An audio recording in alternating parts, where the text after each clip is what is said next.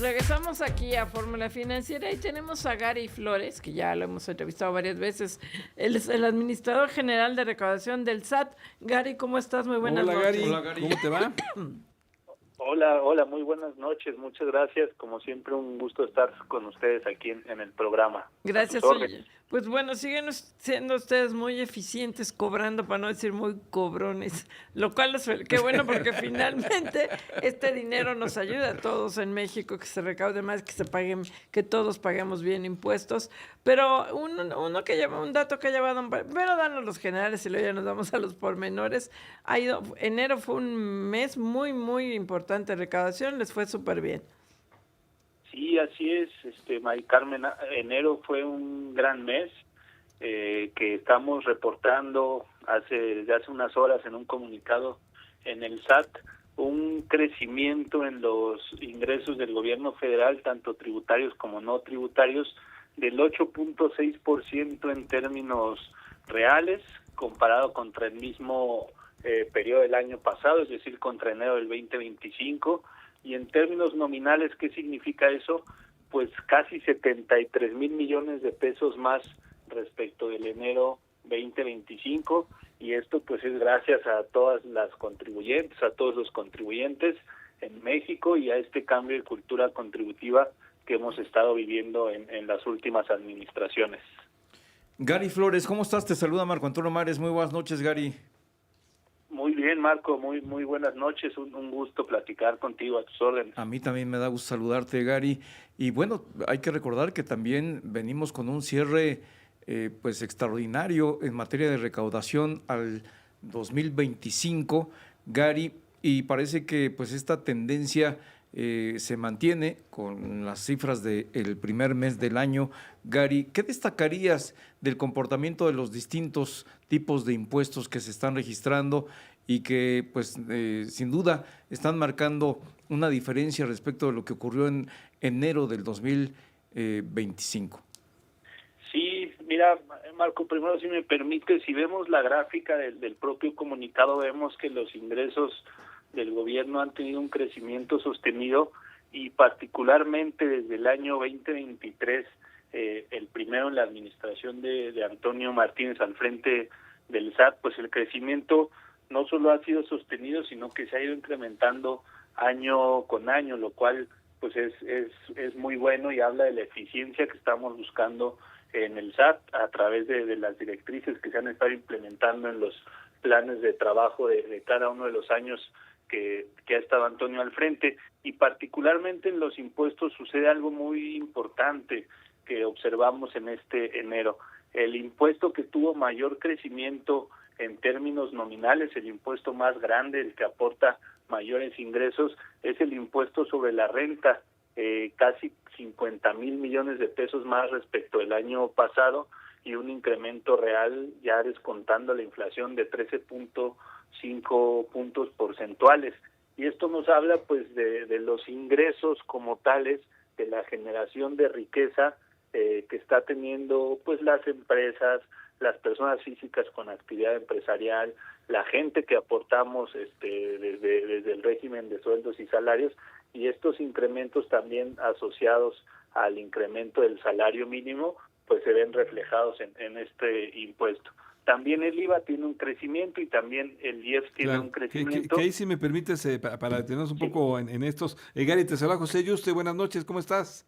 José, muy buenas noches a tus órdenes, un gusto saludarte. Oye, obviamente vimos el IEPS y nos llamó la atención, fue un incremento fuerte este impuesto especial sobre producción y servicios, pues nos imaginamos que fue buena parte refresco, los aumentos que hubo en refrescos y cigarros, ¿o qué fue en este caso de los IEPS, por favor?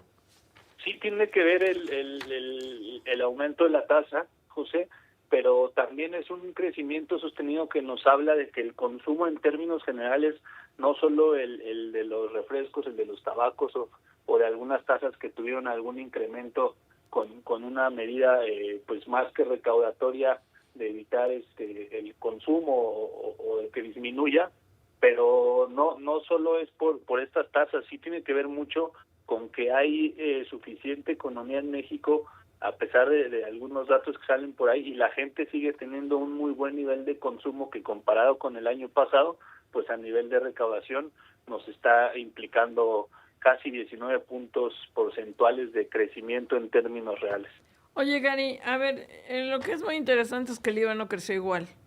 Si esto fuera nada más por el consumo que está la economía también, ¿cuánto creció el IVA? Creo que no creció tanto. Cuéntame tú. Fíjate que sí, el IVA es el que reporta menor tasa de crecimiento en términos reales, pero también tiene que ver con cuestiones el IVA del tipo de cambio. El tipo de cambio cuando lo explicaba la presidenta en alguna mañanera de manera pues muy puntual, cuando el tipo de cambio está bajo, el IVA tiende a disminuirse en términos recaudatorios, porque el IVA también de comercio exterior es un IVA muy fuerte, comparado también con el IVA de consumo interno. Entonces esa disminución que no crece al parejo de lo que es el IEPS o la renta, también está muy asociada al tipo de cambio que favorece a los mexicanos, pero que a nivel de exportaciones y de importaciones sí pega en el IVA en general, digamos. Pues sí, sin duda alguna, ese es un efecto que se ha mencionado.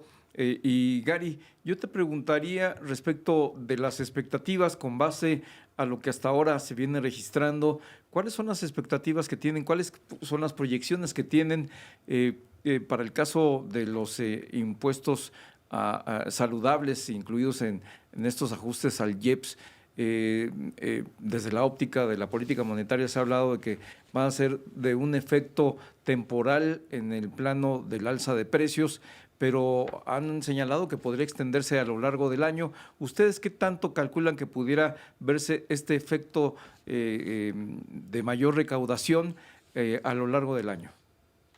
Mira, nosotros estimamos que a partir del segundo semestre justamente se empiece, por decirlo de alguna manera, de achatar esa curva, empieza a disminuir el consumo, que es en realidad lo que se busca con este tipo de medidas, y al final del año pues estemos en un crecimiento pues muy similar a lo que es el IVA, a lo que es la renta. Ahorita sí se está viendo obviamente el incremento recaudatorio, pero para final de año no creemos que vaya a haber un incremento muy fuerte, porque estas medidas no buscan recaudar, sino justamente inhibir el consumo, y eso tiene que irse reduciendo conforme pase el tiempo, y al final del año tiene que haber un incremento pues natural, como si no hubiera habido realmente un incremento. Bueno, eso es interesante, Gary, porque en efecto el gran debate fue esto, si era realmente un impuesto recaudatorio o realmente era inhibidor del consumo de refrescos por el tema del azúcar o del cigarro, por el daño a la salud. Pero entonces nos dices que es inhibitorio realmente, que realmente lo único que buscan es que no se consuma y que no es tan recaudatorio, aunque ahorita en enero sí fue recaudatorio, ¿no? Aunque ahorita sí fue él. Así es, sí, nosotros que estimamos, y ha sucedido en algunos otros casos que se han tomado este tipo de medidas más bien por cuestiones de salud o de inhibir el consumo. En el caso, por ejemplo, también de casinos, también es un tema para inhibir la conducta o el consumo de este tipo de productos o servicios. Y sí, yo considero que al final del año se tiene que achatar esa curva por salud, por temas más bien sociales, y yo espero que así sea y que al final del año podamos ver que se cumplió el objetivo, que no era, insisto, un objetivo recaudatorio. Y si no se cumple, de todas maneras no se van a regresar. Se van a quedar, pues ya a nadie le cae mal. De estos 88,800 millones de pesos que se recaudaron del IEPS, ¿cuánto corresponde precisamente a los saludables? Y en teoría este dinero no era para no era para el erario, se lo iban a dar precisamente a programas según la Secretaría de Salud para combatir la obesidad y varios temas. ¿Esto ya está dicho cómo que va a ser con este dinero que recaudaron ustedes en enero o se esperan hasta fines de año para repartírselo a la Secretaría de Salud? No, los recursos, como bien se informó durante todo el paquete económico, tanto en el Congreso como incluso en alguna conferencia matutina, el incremento de estos recursos, de estos impuestos, se estaría destinando a temas de salud, como bien comentas. Es un tema que no podemos nosotros desde el SAT ver, corresponde más a la Secretaría de Hacienda, a las unidades de la Secretaría de Hacienda, y no podría yo especificarte ni el monto ni si ya se está destinando, pero de que de alguna forma durante el año se tendrán que ir destinando todos estos recursos para esos temas de salud, esos programas de prevención, sin lugar a dudas así tendrá que ser, porque así se estableció en el paquete económico. Sí, Gary Flores, administrador general de recaudación del SAT, la curva, el pico máximo, ¿cuándo crees que se alcance y cuándo comenzará a descender en impuestos saludables? Te comentaba que yo estimo que para el segundo semestre esto ya tendría que empezarse a aplanar ese pico, sí, correcto. Oye, Gary, solo comentar, el ISR se tiene cuando viene una actividad económica importante. Ahora se tuvo en enero, que no sabemos cómo salió la actividad económica, pero esperemos que sea mejor, ¿no?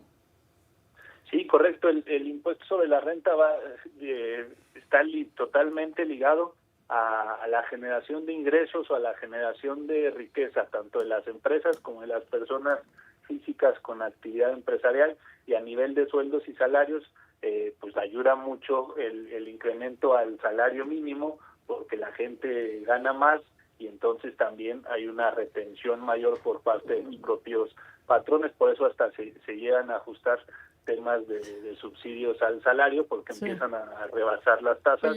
Y no se consuman estos aumentos para los trabajadores. En un minutito, estas también tienen que ver con el miedo al SAT y pagar impuestos. ¿Esta cantidad de recaudar en enero incluye el primer pago de una empresa de las Salinas Pliego? Aunque no puedas decir tú el nombre, de una empresota que llegó a un acuerdote para pagar impuestos, ¿o no?